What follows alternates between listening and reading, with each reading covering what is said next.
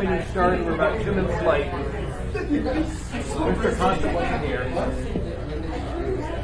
Now he is.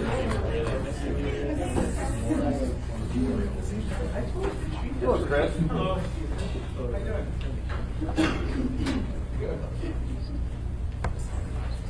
Okay, this work session is on 2018-9 and -9S.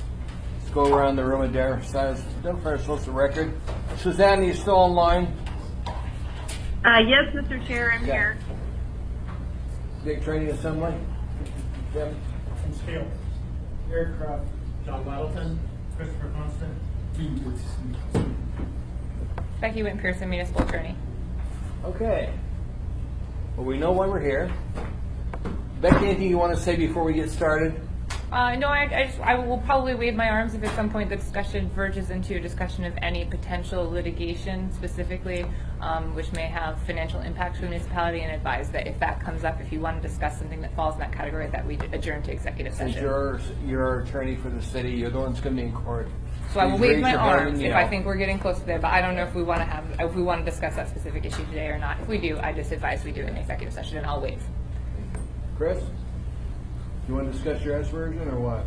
Well, I actually would love to hear the executive objection to this whole process because they're very clear and black and white about their position. So I think that's the best place to start.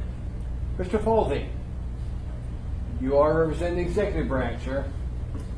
Mr. Chair, the administration negotiated with a willing seller, willing buyer for MLP to purchase this piece of property for a lay down.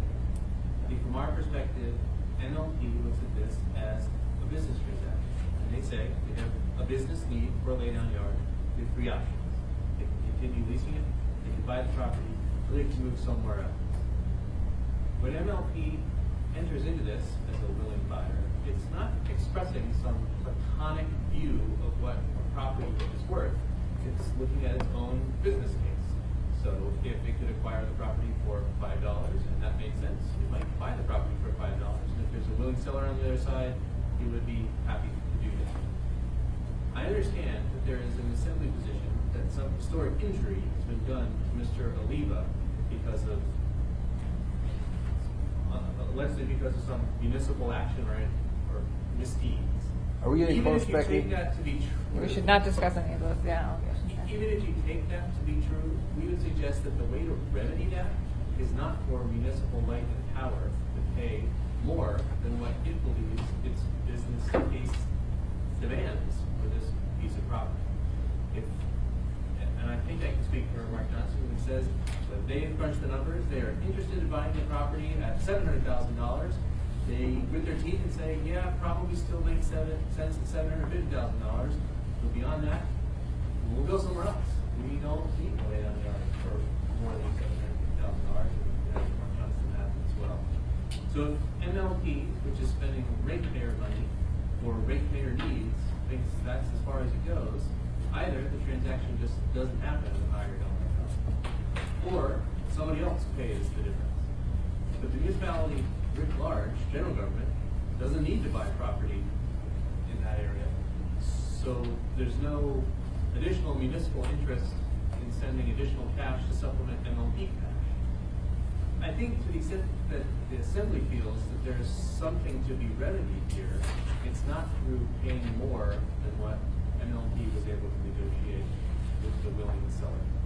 That's sort of our opening bar. Do we have a document that indicates that Mr. Oliva is willing to sell it at $750,000? You said there was an agreement between the buyer and the seller. Do we have a document that indicates that? Through the chair, yes. I was in mediation most of the week, but I was able to forward this morning to Mr. Gates the non-binding agreement that we had signed, and it was in fact Mr. Oliva that signed the agreement that agreed to the price of $750,000. Mr. Gates, do you have a copy of that? Yes, I received that this morning. I have it forwarded to the Delivery Council. It does appear from viewing it to U.S. administration has described today, but it's basically a real estate written document spelling out what an MLP's offer is signature line is behind. So it's sort of just standing up. It does indicate it's non-binding, as the both said. So there's no surprises that I can see. Okay, thank you. Mr. Costa, sir. Yeah, so I've been thinking about this quite a bit, and that debate that we had last week was very interesting and enlightening. And I understand the administration's position really clearly. I heard a gem in the conversation from my peer from West Anchorage, Mr. Croft. He said that this is not a power that we have. We could actually create a fund that could help make these people whole. But we don't have the power to tell the administration to do this. No, we don't have the power to force them to do it. Right. We can tell them to do it. It doesn't mean they have to do it. And so, I'm not sure what action we'll take on Tuesday night, but I am and started to work with Mr. Gates on creating just such a fund that would be utilized to make the people of this neighborhood who have suffered the burdens of that policy for decades to be made whole. And the amount that I'm looking at, and I'm sure we'll find it somewhere in the budget process coming up, because we've already appropriated $1.1 million for this purchase of these properties, and so I know that there's some wiggle room in future budgeting processes to get there, that we take those funds and make them available for application by private property owners who can show that they've been harmed in this process. And so I thank Mr. Croft for that idea, because it probably is a more effective route than to try to insert ourselves into a negotiation that has been ongoing. And so I don't want to force this transaction not to happen, right? I don't want to force the buyer to walk away because there is major harm going on here. And some relief at $750 is better than no relief at zero. And so even though that's clearly $85,000 below what we assessed his value at, and this whole process brings into question the municipal assessment system, right? And it would be wise for us to hear from the municipal assessor at the upcoming meeting in public about the difference between what these properties are valued at for tax purposes and what these properties are actually worth. Because I believe there are a lot of property owners in that area who believe then that they have, a compounding sense of trouble that this system we've created has given us. And so I think that I'm going to have to go with the administration at this time, because I don't want to kill the deal. I don't want to kill the deal, but I want to see relief for these people who have suffered from years of bad policy. Mr. Dyson, sir. Yeah, Mr. Paul, when Chugach and others were preparing their bids, proposals, did they know that you were planning on, the city was, or MLP was planning on buying this piece of property and taking funds that they kind of had made and buying it? That's a challenge for Mark Johnson. I suspect nobody was looking at that level of detail, but Through the chair, Mr. Dyson, no, what they looked at was the overall assets of the utility, and we provided them with reports that we file, annual statements that we prepare, financial Okay, statements. I heard it. The answer was no. And so, is this thing that we're probably going to do here going to change their assumptions as they go forward on the sale? Through the chair, Mr. Dyson, probably not. Obviously, through due diligence, they have the opportunity to look at the assets and determine a value, and this could be seen as increasing the value, and then something else might be seen as decreasing the value. This could offset. Yeah, so that'd be negotiated as we go forward. They could see it as bargain. For $750K, they got a $1.1 million piece of property that's strategically located. All right, thank you. Yes, Tim. My concern is the proximity of these pieces of property, this parcel, to the other parcels that the municipality owns in that area. Is there some value of the municipality having that parcel for future plans in that particular area, or to give us greater options in that particular area by owning that piece of property. I guess I agree with Mr. Dyson in terms of the sale of ML&P. If the purchase price was negotiated or agreed upon without that parcel, by adding that just gives you guys a windfall, if you will, or a detriment in some cases. But it just seems to me that if that was not included in that, in the discussion when we were doing it, by adding that, we change the metrics, if you will, on this. And I guess I would like to hear from the municipality as to, in relation to the ownership of the other parcels in the area, does the municipality owning that give us an advantage or a disadvantage with regard to something we may do, or options we may have in the future for the other surrounding property? Through the chair, Mr. Steele, there is a provision within the agreement between MOA and Chugach that suggests that there may be parcels or properties that belong to MOA that Chugach may or may not want, and that is a mutual agreement that needs to be made between the parties. Otherwise, Chugach has bought everything, and that an adjustment would be made to the price for those parcels if MOA was to keep those parcels. And so I can't speak to, I guess, grand vision or plans for the area that MOA may have, but I believe there would be potential value at some point in the future in owning this property. Anything else, Mr. Steele? No, thank you. Mr. Croft, any questions, sir? Yeah. Melissa France, any questions, ma'am? Thank you, Mr. Chair. I know at the last meeting, Mr. Weddleton had suggested waiting on this until after the election is final in April. And I know we've touched a little bit on some of those issues. And I would like someone from the administration, if they would address that issue of, should we just wait on this until after the election, or is this something that needs to be voted on next week? Mr. Or Falls, Tuesday. the city manager need to answer that question, sir. And again, Mr. Chair, I would, for Mark Johnson, I think that's an NLP operation. Your choice. Mark? Through the chair, Ms. LaFrance, the negotiations were ongoing for some period of time. The seller was, by his own admission, motivated to sell the property. And there are other issues that I don't think we will get into at this point of a legal nature that are motivating both buyer and seller to try and close this transaction sooner rather than later. Ma'am? So that would be a yes vote on Tuesday.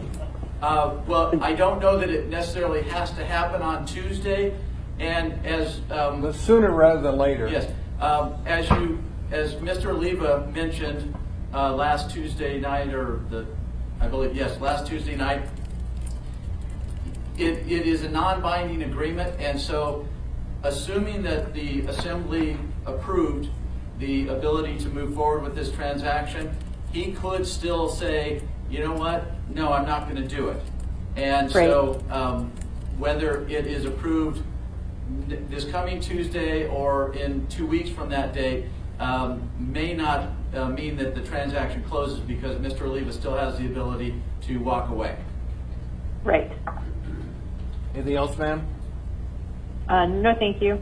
Mr. Gates? Thank you. Mr. Johnston, I was just a little curious. The $750,000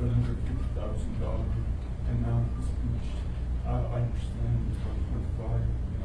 Some reference to federal law, which sort of says we just try to figure out fair market value off that amount, whether the owner or seller know that this is the amount, which could also, of course, after they're aware of that, have transaction for the lesser amount without fair market value. But this $750,000, is there anything, I guess, in writing that establishes support that as a fair market value. It just sounds like that's your best business decision. MLP is going to pay, and yes, Mr. Webb has signed the same need to sell.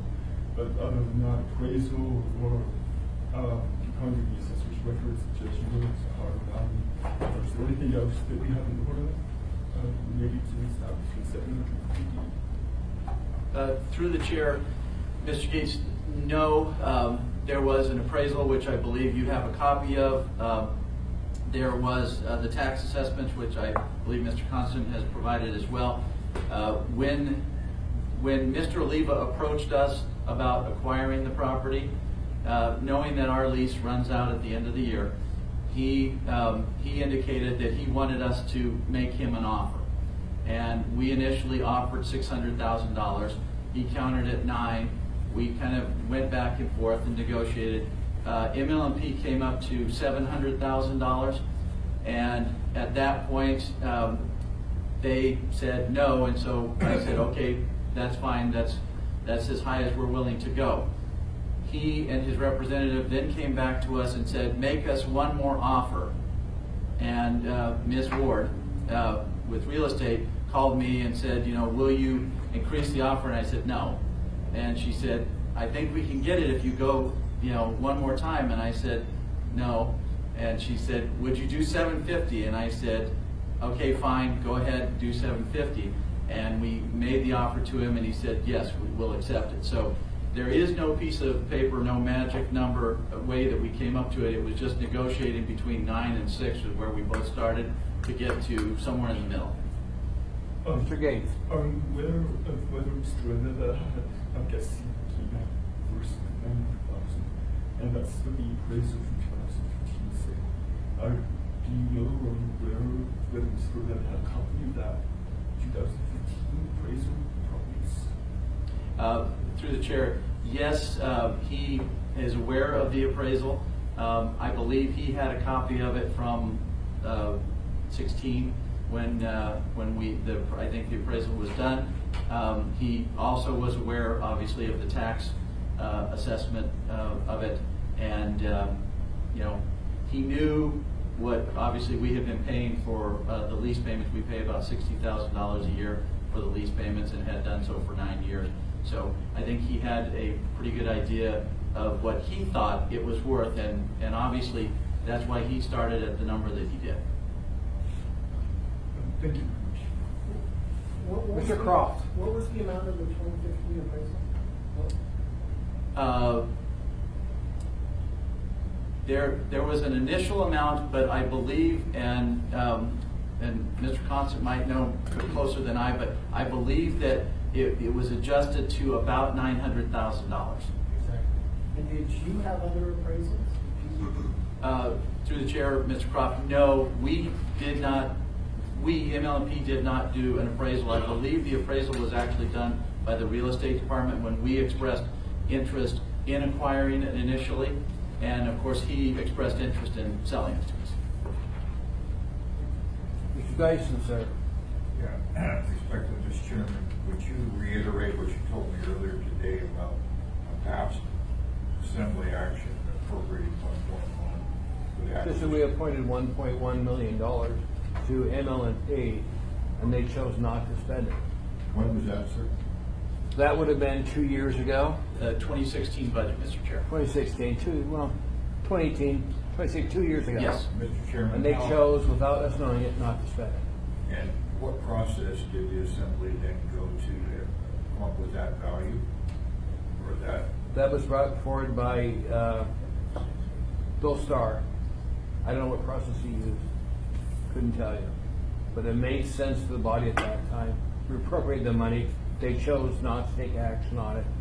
And like I said before, we cannot force the administration to take action. We can appropriate money, and we can unappropriate money. Let's say we have first court reservations. We're not happy with how the city's spending the money. We can take money away from them, too.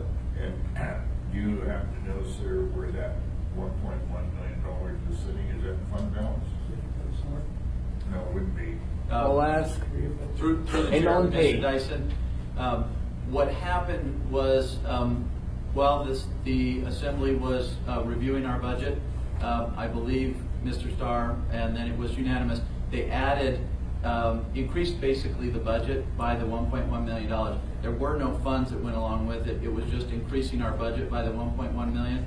And we did not end up buying the property, and so that money sat in an unappropriated budget account. So it's sitting there. We just haven't done anything with it. Probably in fund balance. City's fund balance. All right, thank you. Thank you. Any other questions? Mr. Falls, you will have the tax assessor there Tuesday. His presence is requested by Mr. Constant. I would like him there to answer questions he might have from the body. Yeah, so Mr. Constant. I don't want to see this deal fall through because, as I said before, 750 is better than 0. I had it expressed clearly to me by the executive that they do not support this, that it's a threat to their executive authority, that even if we appropriated it, they would veto it, even if it was overridden by the body. It was simply not spent. It sounds like Tom Fink. Right? And so He did that twice. it's been clearly communicated to me that the mayor's team, the executive, has a position on this that is immutable at this time. And so, at this time, I want to respect the mayor. Well, you always respect the mayor. What's your point? That in the Well, future, you don't want to. You want to do what he wants. at this time, So do you want the tax assessor there to answer I do, questions? yes, I do, because that's an important part of this conversation about what's going to happen to the neighborhood. Mr. Gates. I just wanted to speak to the executive legislative power and separation. I had a discussion with this week, and I think that we'll agree. The Assembly legislative branch, we are able to increase and not to exceed a dollar amount, but ultimately it's really the executive function, the authority to actually negotiate the deal and sign the bottom line for how much we actually pay for it. So we could legislatively increase it not to exceed it out to 900 or a million or 835,000. But when it's done, it's really the executive branch that could sign the deal for 750,000, well below not to exceed it. So I just want to be Well, clear. there is separation of powers, and there's just some things we can do, some things the executive branch can do. We can't force them to take action, you know. But then we can also reduce their budget, and they can't add money back in when we do that. And that's happened before. Any other questions from the body? Thanks for being here.